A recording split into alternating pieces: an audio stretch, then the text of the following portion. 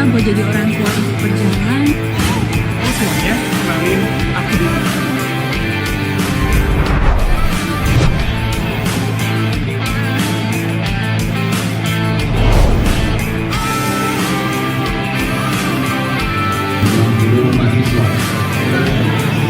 Menarik banget ya teman-teman ya soal SKP ini karena memang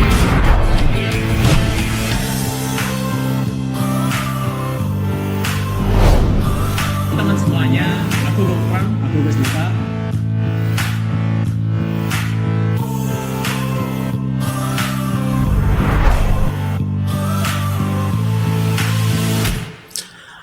Halo semuanya, perkenalkan kami dari Kalibrasi Udayana dari pasangan calon nomor undi 1. Nah, dengan saya di sini Made Pasak Mesa Gautama dari Fakultas Ilmu Sosial dan Ilmu Politik angkatan 2023. Dan dengan saya di sini, Kak Devani Cahayawira Putri, kerap disapa Devani, dari Fakultas Hukum Angkatan 2023. Tentunya kami akhirnya memutuskan untuk maju bersama, pastinya karena memiliki visi dan misi yang sama. Dan tentu ini pun bukan keputusan yang mudah, karena diawali dengan keresahan bagaimana dinamika yang di tahun ini, dan melihat bagaimana kondisi Udayana tahun ini, teman-teman.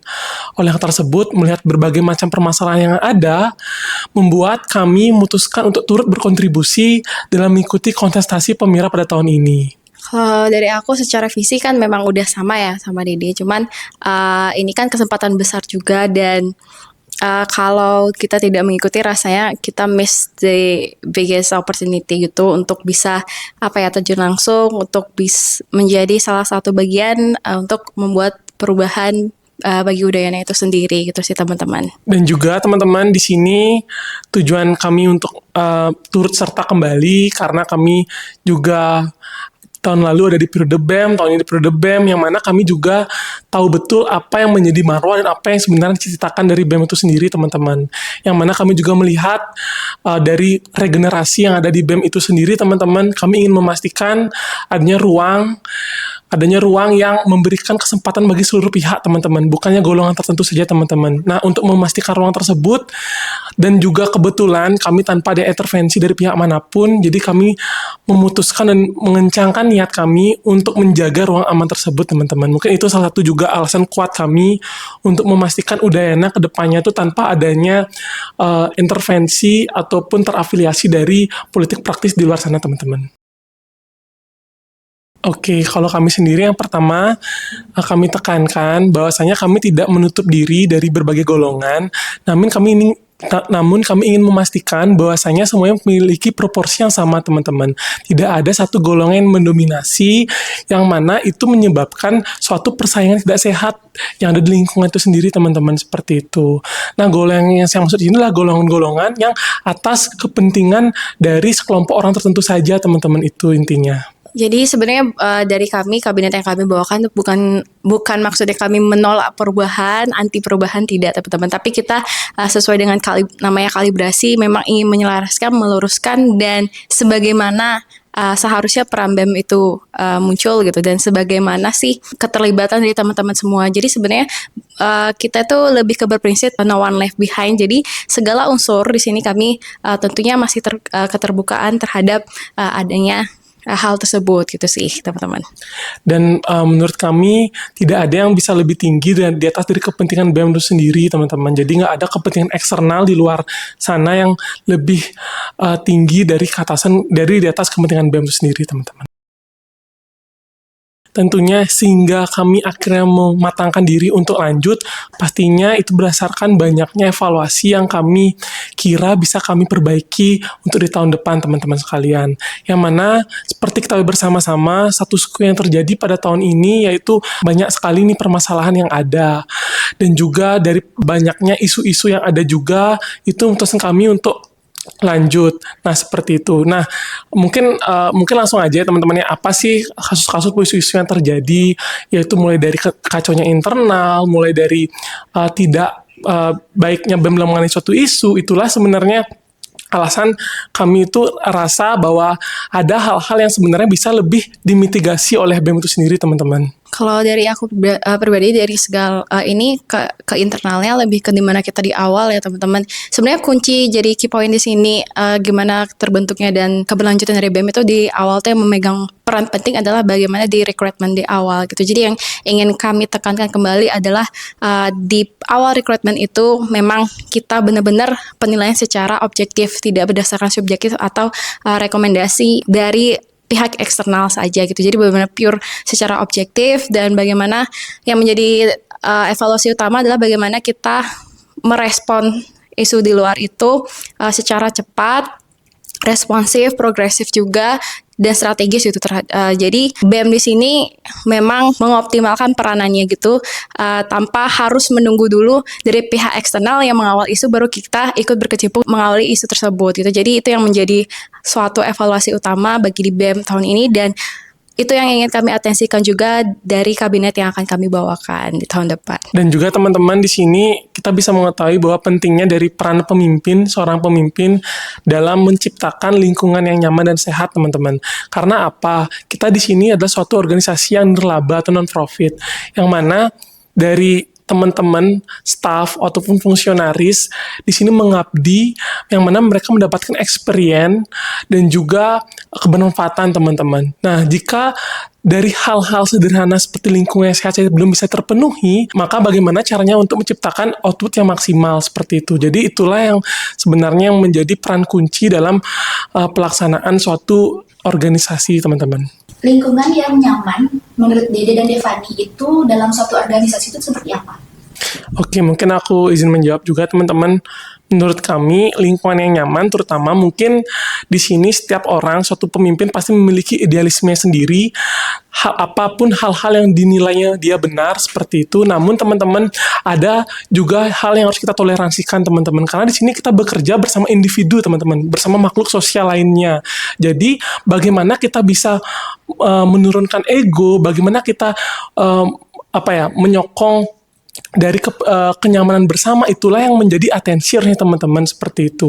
Jadi bagaimana kita membonding di awal dari teman-teman anggota kita itu yang menjadi hal yang paling penting. Contoh saja teman-teman yang mungkin sekitar sedikit cerita pengalaman bahwasanya dari pengalaman saya memimpin suatu organisasi maupun gerakan kolektif, itu hal yang paling pertama saya lakukan adalah bagaimana menciptakan ruang lingkungan yang aman dan nyaman terlebih dahulu. Ketika itu sudah ada, maka hasilnya akan mengikuti teman-teman. Kalau dari aku pribadi memang karena tupoksi aku di tahun ini memang handle internal kementerian, sebenarnya yang menjadi tolak ukur adalah gimana aku memposisikan diri gitu. Jadi aku harus tahu porsi di mana aku akan masuk dan terlibat, di mana aku bisa memberikan ruang juga kepada nanti fungsionaris yang akan menjalankan. Jadi kita kan di sini di BEM tidak bergerak sendiri seperti apa yang disampaikan oleh Dede sebelumnya. Jadi benar-benar kita perhatikan kita tidak mencoba dan harusnya tidak mencoba ya untuk mengedepankan diri sendiri gitu ya teman-teman. Jadi karena di sini banyak kepala, banyak latar belakang yang akan tergabung dalam BEM, yang menjadi key point adalah gimana kita memposisikan diri. Itu sih yang bisa menjadi tolak ukur utama dari prinsip aku sendiri. Aku juga kan di sini sebagai wakil diri itu aku tidak merasa bahwa aku akan selalu satu pemikiran dengan Dede, tapi di sanalah kunci aku di sini untuk mengingatkan juga apabila ada hal-hal yang ternyata nanti semoga tidak terjadi gitu. Apapun itu, aku perannya di sini adalah mengingatkan kembali gitu. Baik, mungkin saya lanjut. Menurut kalian di 1 tahun periode BEM tahun ini, apakah sudah memberikan ruang yang nyaman seperti yang kalian sebutkan tadi? Saya kira untuk tahun ini memang banyak banget catatan yang harus dibenahi teman-teman, karena bisa dibilang dengan indikator bahwasanya banyak dari fungsionaris yang kasarnya minggat, yang memberhentikan diri, maka ini juga menjadi atensi bahwa bagaimana lingkungan dalamnya masih belum cukup nyaman untuk teman-teman bisa tumbuh dan berkembang di dalamnya teman-teman. Kalau dari aku pribadi bukan berarti ruang itu tidak ada, cuman bagaimana kita mengoptimalkan dan gini teman-teman, kalau kita mau mencoba untuk adil yang kita maksud itu belum tentu adil di mata fungsionaris. Jadi yang menjadi key point adalah gimana kita memberikan, itulah yang tadi saya sebutkan, gimana kita bisa memposisikan aja gitu. Jadi nggak hanya based on apa yang kita rasa, tapi kita harus tahu juga apa yang dirasakan teman-teman dari fungsionaris gitu. Oke, pertama-tama tentunya kami di sini turut berduka atas berbagai macam permasalahan yang menimpa dari alma mater tercinta teman-teman semuanya. Itu yang pertama. Dengan berbagai macam yang permasalahan ini tentunya diperlukan yaitu pengawalan isu yang tepat dan juga hingga tuntas teman-teman, karena ini yang menjadi atensi kita bersama, karena kerap kali pengawalan isu yang dilakukan itu hanya ketika lagi happeningnya saja seperti itu. Nah, inilah sebenarnya kita harus kritisi di mana sih letak permasalahannya. Yang mana kalau kami di sini melihat pengawal isu ini tidak bisa sampai tuntas karena kurangnya dari atensi mahasiswa sekalian dan juga adanya banyak kepentingan di dalamnya teman-teman seperti itu. Oleh karenanya di sini makanya kami selalu menekankan bahwa kami di sini tanpa ada kepentingan intervensi di belakang kami. Jadi kami pure nantinya ketika melaksanakan tugas untuk kepentingan mahasiswa dan masyarakat sekalian teman-teman. Jadi kami akan memastikan apa yang kami bawakan nanti, apa pengawal yang isu yang akan kami usung nantinya itu benar-benar sampai tuntas, sampai dengan bukan saja di permukaan tapi sampai dengan akar-akarnya teman-teman seperti itu. Dan juga terkait bagaimana sih agar tetap ciptakan atensi dari mahasiswa, itu kan dua permasalahan yang berbeda juga teman-teman. Oleh karena kita harus melakukan pendekatan yang berbeda nih dengan cara-cara konvensional mungkin teman-teman, bagaimana sebelumnya kita melalui kajian berupa infografis, yang mana sekarang kan secara attention untuk teman-teman membaca itu sudah sangat berkurang. Oleh karena kita melakukan pendekatan yang lebih menarik dari teman-teman mungkin di antara golongan Gen Z seperti kita semua ini, seperti itu. Bagaimana kita membuat video yang lebih interaktif dan juga lebih bisa menggait dari atensi dari teman-teman agar bisa peduli nih dengan isu maupun permasalahan yang bukan hanya di kampus tapi secara nasional juga teman-teman. Kalau dari aku memang pada dasarnya ya BEM itu kan harusnya bersifat netral, solutif dan representatif ya teman-teman. Jadi marwah itulah yang sebenarnya kami ingin bawakan dan kami ingin laraskan kembali di kabinet yang kami bawakan gitu. Jadi tidak adanya intervensi atau apapun itu di belakangnya guna mengembalikan kembali marwah sederhana marwah BEM terlebih dahulu gitu sih teman-teman. Kemudian tadi udah disampaikan juga dengan pendekatan-pendekatan, sebenarnya sama halnya seperti hukum yang mana dunia itu cepat banget berkembang gitu. Jadi kita harus bisa menyesuaikan dan adaptif dari segi seperti itu juga gitu. Di sini tadi Dede sempat menyebutkan bahwa kepentingan dalam kasus-kasus ini mungkin bisa dijelaskan di dalamnya itu maksudnya kepentingan yang seperti apa dan untuk siapa. Kemudian, gimana kalian bisa memastikan nantinya kepentingan itu tidak ada lagi dalam organisasi? Pertama-tama di sini kembali lagi ya, kami menegaskan kami tidak menghakimi dari golongan tertentu, tapi yang kami pastikan di sini bahwasanya kami hadir di sini adalah atas dasar dari bagaimana kepentingan mahasiswa dan juga individu kami pribadi teman-teman seperti itu. Jadi dari awal saja, dari bagaimana kami mencalonkan saja, kami tidak ada berhutang budi nih dengan pihak manapun. Yang mana ini juga menegaskan bahwasanya nanti ketika menjabat kami tidak mempunyai kepentingan di luar dari kepentingan organisasi itu sendiri teman-teman seperti itu. Dan mungkin teman-teman kalian bisa menilai sendiri bahwasanya ada kepentingan di luar sana yang mungkin saja terafiliasi dengan politik-politik praktis teman-teman seperti itu. Jadi mungkin aku serahkan saja ke teman-teman yang menilai itu sendiri. Dari aku memang balik lagi ya, namanya juga BEM, Badan Eksekutif Mahasiswa. Seharusnya keterwakilan kita kan dari mahasiswa gitu ya. Jadi apapun itu, saya sebenarnya satu pemikiran juga dengan Dede. Untuk mewujudkan ini kita tidak bisa sendiri. Sesederhana help us to help you. Jadi kami bukannya menolak semua halnya, tapi kami ingin memberikan kesempatan hal yang sama tanpa ada dominasi dari beberapa golongan aja gitu. Terima kasih, sangat menarik sekali pertanyaannya, dan juga ini merupakan apa yang menjadi atensi kami dan komitmen kami untuk memastikan ke depannya bahwa sistem SKP ini sesuai atas kebutuhan dari mahasiswa itu sendiri teman-teman. Yang pertama-tama kita harus tahu dulu apa sih tujuan dari SKP itu sendiri seperti itu. Yang mana SKP ini ada untuk melatih alternatif skill di luar dari skill akademis mahasiswa di dalam kampus teman-teman seperti itu. Nah, yang juga perlu kita tegaskan bahwasanya teman-teman mahasiswa di sini kebanyakan ikuti perguruan tinggi memang untuk jenjang karir ke depannya, dan juga hal-hal inilah sebenarnya harus kita atensikan teman-teman, karena apa? Seperti kita bersama-sama bahwasanya di sini teman-teman mahasiswa ini dari latar belakang yang berbeda-beda. Belum lagi teman-teman ada yang secara kebutuhan ekonomi saja belum bisa terpenuhi, yang mana harus teralihkan dengan pekerjaan seperti DW dan juga yang lainnya seperti itu. Nah, yang menjadi pertanyaan, apakah sistem SKP ini masih relevan sampai dengan saat ini, teman-teman? Nah, itulah yang seharusnya kita benar-benar kaji lagi secara komprehensif. Karena apa? Sering kali juga adanya pembeda behavior ataupun habitus dari teman-teman antara teman-teman saintek dan juga teman-teman humaniora. Dan ini juga kan harus kita lihat juga dari segi kurikulumnya, dari segi kepadatan aktivitasnya, yang mana ini merupakan hal-hal yang sebenarnya harus kita kaji ulang lagi nih sistemnya. Dan juga kalau dari kami sendiri melihat bosnya SKP ini tidak boleh sampai memberatkan dari mahasiswa itu sendiri, teman-teman, dan bahkan sampai menunda dari kelulusan itu sendiri, yang mana menurut kami di sini bagaimana sistem ini bisa digunakan atau bisa diselesaikan pada saat awal semester saja. Bener banget, apalagi SKP ini kan kalau kita bahas secara pro and cons itu pasti 50-50 ya teman-temannya, tergantung lagi gimana regulasi yang ada di fakultas. Yang seharusnya diatensikan adalah bagaimana dalam penyusunan SKP ini keterlibatan mahasiswa juga ada di sana gitu teman-teman. Jadi kebermanfaatannya, pemberlakuannya gitu nanti sesuai juga dengan kebutuhan teman-teman mahasiswa. Kita sedikit menambahkan, kami sempat melakukan sosialisasi ke kelas-kelas berdasarkan kampanye juga, dan hampir bahkan 90% dari teman-teman yang ada itu menyatakan bahwa mereka sangat keberatan dengan ada sistem SKP. Jadi ini membuktikan bahwasanya dari teman-teman mahasiswa sendiri sudah tidak memerlukan nih dari sistem yang ada seperti itu.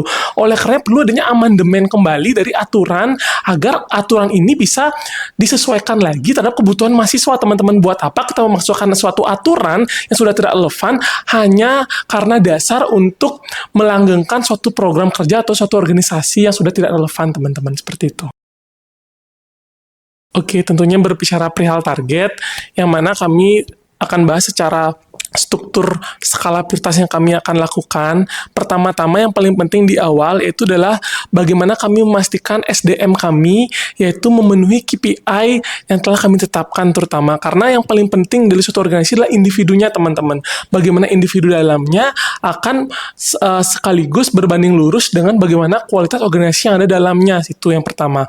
Lalu yang kedua yang bakal kami fokuskan adalah bagaimana pelayanan kami dapat maksimal, entah itu dalam bentuk advokasian, bentuk lobbying, dan juga audiensi, teman-teman, seperti itu. Jadi apa-apa saja yang menjadi keresahan teman-teman mahasiswa agar kami bisa selesaikan dan juga berikan pemenuhan kebutuhan tersebut. Itu yang kedua, teman-teman. Lalu ketika kita sudah bisa berdampak di kampus, teman-teman, baru kita akan beranjak ke ranah regional maupun nasional, seperti itu. Karena apa, teman-teman, ketika lingkungan kampus saja masih belum terbenahi, buat apa kita jauh-jauh melihat keluar, teman-teman, seperti itu. Jadi bagaimana kita menyelesaikan dulu di internal, baru kita akan mengawal juga isu-isu yang dari regional dan juga nasional nantinya, seperti itu. Kalau dari aku singkat saja. Mungkin kalau dari segi misi itu sudah tercermin banget ya apa yang menjadi target gitu.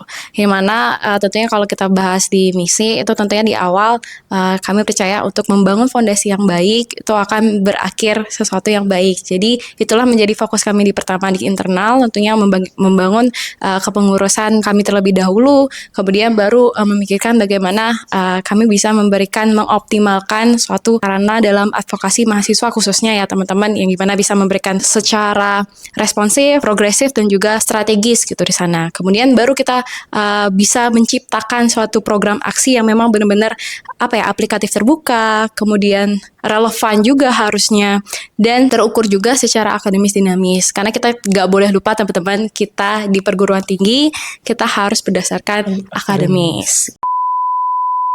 Baik teman-teman, sesi 2 kami mulai ya.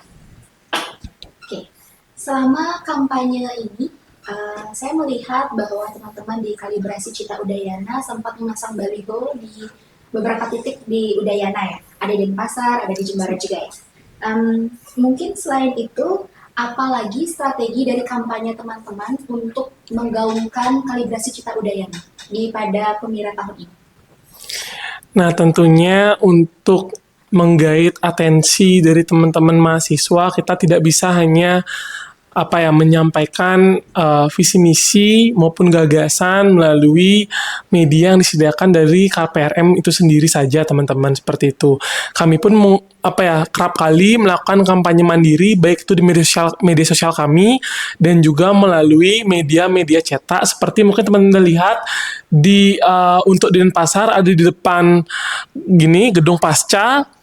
Dan juga untuk di Jimbaran itu di depan Fakultas FTP seperti itu. Jadi itu salah satu contoh strategi kampanye kami. Dan juga tadi kan pertanyaannya, selain media cetak, apa sih lagi yang menjadi strategi kami dalam berkampanye? Kami di sini kalau dari segi branding, kalau bisa dibilang kami memang lebih menggait ke suatu hal yang berbeda mungkin dari kesan-kesan bagaimana kampanye dilakukan di tingkat perguruan tinggi mungkin sebelumnya terlalu serius, terlalu konvensional sekali seperti itu. Kami ingin membuat suasana yang berbeda, yaitu lebih ceria, fun, dan lebih dekat dengan teman-teman mahasiswa seperti itu. Mungkin Devani menambahkan. Untuk aku mungkin yang salah satu orang yang tertarik juga di bidang konten ya teman-teman. Sebenarnya dari segi branding itu yang salah satu coba kami aplikatifkan di sistem kampanye kami, yang mana dari mungkin covernya sesuatu yang sekiranya dekat gitu dengan teman-teman, itu yang coba kami tonjolkan, dan kami akan selipkan juga apa yang menjadi visi dan misi kami di dalam sana gitu. Jadi tidak hanya cantik secara brandingan saja, tapi tetap isi secara substansinya gitu. Seperti itu.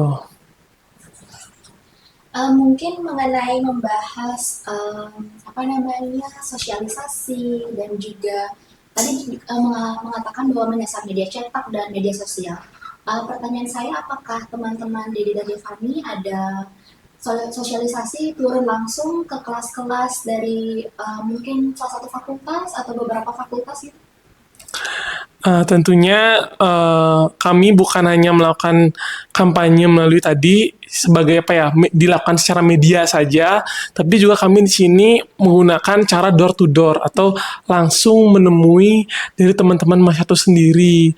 Untuk kemarin kami sudah sempat mengunjungi beberapa teman-teman fakultas dan juga mungkin agak terkendala di waktu juga karena dari kegiatan teman-teman yang lain di penggunaan kelasnya itu sendiri, dan juga bagaimana menyesuaikan jadwal kami juga seperti itu. Dan untuk fakultas yang kami telah kunjungi kemarin sempat di FEB, FISIP, habis itu FK, dan juga FPAR dan teman-teman yang lain seperti itu. Ya, benar sih. Mungkin kita balik lagi soal warna yang dipilih untuk tone Instagram kalian. Itu adalah pink dan biru. Yeah. Mungkin ada filosofi tersendiri dari makna warna tersebut. Devani menjawab dulu. Oke, boleh. Kalau dari segi warna ya teman-teman, biru itu melambangkan sebenarnya sesederhana keterwakilan juga ya teman-teman. Di sini di tahun ini kan banyak sekali warna baru gitu, hal baru, bahkan suasana baru gitu. Jadi saya sebagai perempuan juga ingin memberikan representasi saya juga di sini, tidak hanya untuk mewakilkan saya sendiri, tapi bagaimana saya bisa mewakilkan teman-teman juga sebagai perempuan, saya perempuan, kalian perempuan gitu. Mahasiswa pun ada yang perempuan gitu. Jadi saya ingin memberikan warna tersebut bahwa, dan sebagai reminder juga bahwa kita sebagai perempuan tuh bisa juga turut andil di sebagai perubahan juga, salah satunya di Pemira di tahun ini. Kalau filosofi lebih jauh mungkin dari Dede. Oke.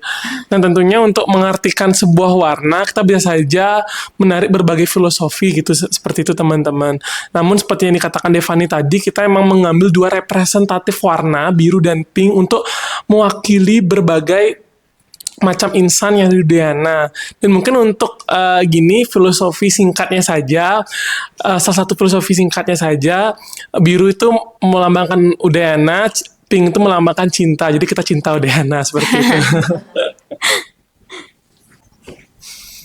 Pertanyaan berikutnya, mungkin sedikit menoleh ke belakang ya, mengenai kejadian yang memicu kontroversial ketika Dede menjadi ketua Dies Natalis tempo hari lalu, serta melibatkan pelaku pelecehan seksual atau kekerasan seksual dalam kepanitiaan Dies, dan pernyataan Dede dalam sidang DPN yang seperti yang kita tahu banyak menuai kontroversial di media sosial. Bagaimana Dede merefleksikan kejadian tersebut berkaca pada kontroversi dan kemarahan mahasiswa di hari yang lalu, serta apa yang membuat Dede dan Devani yakin untuk memutuskan diri sebagai mencalonkan diri sebagai capresma. Mungkin pertanyaannya dikhususkan untuk Dede dulu. Oke, baik, terima kasih atas pertanyaannya. Pertama-tama, tentunya seperti yang dikatakan tadi juga, ini suatu bentuk refleksi yang sangat mendalam dan juga evaluasi bagi saya sendiri. Bagaimana untuk mengedepankan dari perspektif korban teman-teman seperti itu. Dan juga yang perlu digarisbawahi, bahwasannya sedari awal tidak ada niatan sedikit pun untuk menyakiti dari perasaan korban itu sendiri teman-teman. Bahkan untuk hubungan sendiri, saya dan korban itu sangat dekat seperti itu. Bahkan ketika kejadian pun berlangsung, saya sudah langsung menghubungi pihak korban dan pihak korban pun mengatakan bahwa dia malahan kayak, aduh nggak enak jadinya kamu sampai seperti ini, seperti itu. Karena memang sedari awal itu bukan tujuan untuk tidak ada menyakiti dari pihak manapun seperti itu. Itu yang pertama, yang mana ini juga menjadikan pembenahan dan pembelajaran juga untuk saya sendiri bagaimana ke depannya dalam bertindak dan juga berperilaku dan bahkan untuk memanage sesuatu itu berlandaskan hak-hak ataupun hal-hal yang memang mengedepankan dari nilai-nilai kebenaran teman-teman seperti itu.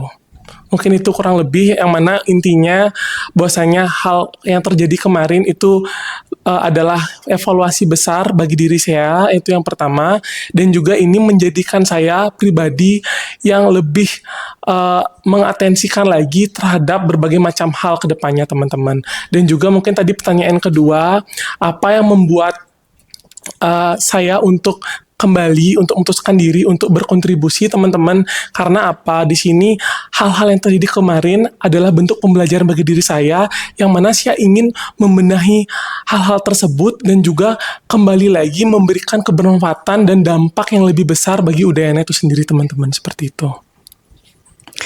Baik, sebenarnya terkait dengan permasalahan ini menjadi suatu evaluasi sangat besar ya, dan saya harap ini memang tidak akan terjadi lagi baik di lingkup universitas maupun di teman-teman fakultas juga, karena bagaimana BEM itu kan seharusnya memang representatif dari mahasiswa, dan gimana kita bisa memikirkan dan keberpihakan kita tuh pun juga sangat ini ya menjadi concern juga di sini yang mana di kabinet yang akan kami bawakan juga sesuai dengan yang menjadikan alasan saya untuk maju, bagaimana ini menjadi suatu pembenahan juga yang ingin kami lakukan gitu di kabinet yang akan kami bawakan, yang mana dari segi perekrutan itu sendiri kami sangat mengatensikan terkait dengan ini, tidak hanya terkait dengan kekerasan seksual, pembulian pun menjadi concern, dan apapun yang menyangkut kesehatan dan perlindungan mahasiswa gitu teman-teman. Jadi ini menjadi suatu evaluasi besar, suatu rasa sedih yang besar juga bagi saya sendiri, apalagi saya juga saat itu sedang berada di internal kabinet, tapi yang ingin saya depankan adalah bagaimana yang gini teman-teman, setelah saya berbicara dengan banyak orang yang lebih paham gitu terkait dengan permasalahan ini, yang menjadi suatu mitigasi terbesar adalah bagaimana kita yang tidak menjadi korban, kita yang tidak menjadi pelakunya gitu teman-teman. Jadi itu yang menjadikan alasan saya juga kenapa saya lanjut di tahun ini, karena itu berangkat dari keresahan saya, keresahan Dede, keresahan teman-teman fungsionaris juga, dan keresahan dari eksternal teman-teman dari eksternal BEM juga, itu sih. Mungkin dari Dede dan Devani, bagaimana cara kalian agar nantinya hal serupa itu tidak terulang kembali? Oke, tentunya ini adalah hal yang memang kami sangat atensikan seperti apa yang sudah kami sampaikan sedari tadi, bahwasanya kami di awal itu dalam perekrutan individu di dalamnya kami menetapkan adanya KPI sebelumnya teman-teman, yang dimana kami melihat dan observasi dulu dari latar belakang dari calon fungsionaris ataupun individu yang akan berkontribusi di BEM Udayana seperti itu, yang mana profiling ini dilakukan agar tidak terjadi hal-hal serupa di kemudian hari teman-teman. Dan yang menjadi concern juga dan hal yang bisa kita lakukan juga bagaimana kita memberikan pemahaman juga kepada calon ya, khususnya calon fungsionaris juga, gimana sih kita memposisikan diri gitu. Kita memposisikan diri amit-amit ini ya, misalkan terjadi di teman terdekat kita, keluarga terdekat kita juga harus tahu sebagai bukan hanya sebagai BEM, tapi sebagai individu kita tahu apa yang harus kita lakukan. Jadi yang paling kita tekankan adalah gimana kita juga memberikan bekal gitu untuk teman-teman fungsionaris nanti dalam menghadapi itu. Jadi secara tidak langsung kita bisa menjadi perpanjangan tangan dalam pemberian bantuan gitu, khususnya bagi korban gitu. Jadi kita ini akan bisa menjadi suatu hal atau langkah mitigasi juga sebagai perpanjangan tangan dari adanya kasus-kasus yang saya harapkan tidak akan terjadi lagi di tahun depan gitu sih teman-teman. Bagaimana kalian memandang peran pers mahasiswa di kampus, khususnya kampus Udayana? Baik, ini juga pertanyaan yang sangat menarik juga karena ibaratnya suatu lembaga, jika kita melihat dalam spektrum kampus itu sendiri, yaitu ada BEM sebagai badan eksekutif, lalu ada DPM sebagai badan legislatif, lalu di sini kita perlu poros ketiga yang memastikan bahwasanya informasi dan media atas dasar kenetralannya itu tetap terjaga teman-teman melalui yang namanya lembaga pers seperti itu. Jadi memang tiga poros ini harus selalu berkesinambungan dan saling memiliki bargaining power yang cukup besar satu sama lain seperti itu. Itu menurut saya bahwasanya pers ini memang sangat-sangat penting di lingkungan kampus seperti itu. Devani? Kalau dari aku juga sebenarnya dari suatu demokrasi pers ini termasuk pilar juga ya teman-teman. Jadi yang menjadi pertanyaan adalah apabila persnya yang nggak ada gitu. Jadi itu akan menjadi suatu pertanyaan besar apabila tidak ada yang namanya pers. Jadi benar banget apa yang disampaikan Didi terkait dengan pers ini menjadi satu unsur juga yang sangat penting, yang mana ini juga bisa merepresentasikan terkait dengan kenetralan dan melihat gimana ya, memberikan suatu kritik juga gitu untuk apa yang sedang dilaksanakan, apa yang sedang terjadi gitu di kepada ormawa-ormawa yang ada di tingkat universitas juga gitu sih. Dan juga tentunya aku ingin berterima kasih dengan teman-teman pers juga yang masih turut berkontribusi juga dalam segala penyelenggaraan ataupun berbagai program kerja yang ada di Udayana, dan juga pada tahun ini, pada event ini, Pesta Demokrasi Udayana, yang mana peran pers inilah yang paling sangat fundamental dalamnya teman-teman, seperti itu. Mungkin yang terakhir bisa diberikan closing statement dari paslon 1. Mungkin? Devani dulu. Oke.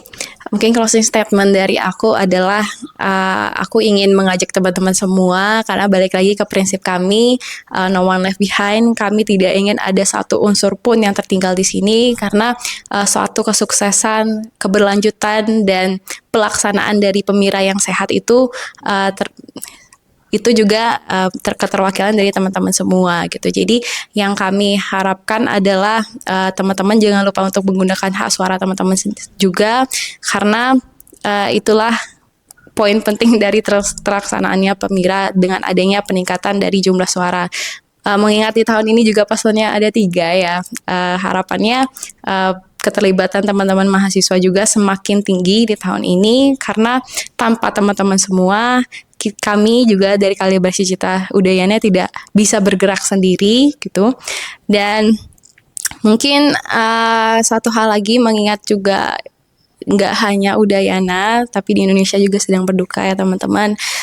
Aku ingin teman-teman juga tetap menjadi mahasiswa yang benar-benar peduli dan sadar terhadap apa yang sedang apa masalah yang sedang ada di lingkungan terdekat kita di Bali maupun di Indonesia gitu. Saya juga turut berduka cita terhadap dengan bencana yang sedang terjadi untuk teman-teman di Sumatera gitu. Harapannya kita juga bisa bergerak bersama untuk bersinergi bersama gitu untuk mewujudkan apa yang seharusnya menjadi cita kita bersama seperti itu. Oke, mungkin sebagian besar sudah disampaikan Mbak Devani juga, yang mana aku ingin menekankan bahwasanya saat sekarang bagaimana kesempatan kita menjadi mahasiswa, tentunya suatu idealisme adalah suatu hal yang sangat berharga teman-teman. Bagaimana juga memastikan kedepannya lingkungan ini tetap terjaga, dan oleh karena tersebutlah kita turut andil di sini dan ikut berkontestasi dalamnya teman-teman, seperti itu. Mungkin terakhir dari slogan kita aja ya. Boleh. Kalibrasi Taudiana, bersama kita wujudkan cita. Thank you for having us.